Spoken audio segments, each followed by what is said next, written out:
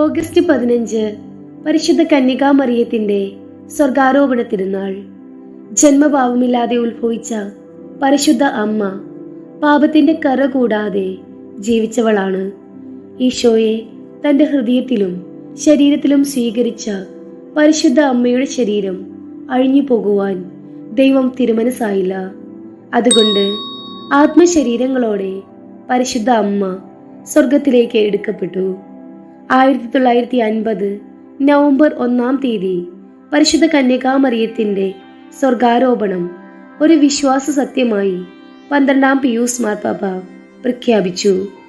പരിശുദ്ധ അമ്മയെ പോലെ ഈശോയെ നമ്മുടെ ഹൃദയത്തിലും ശരീരത്തിലും സ്വീകരിക്കുവാൻ സാധിച്ചാൽ നമുക്കും നിർമ്മലരായി വിശുദ്ധരായി ജീവിക്കുവാൻ സാധിക്കും.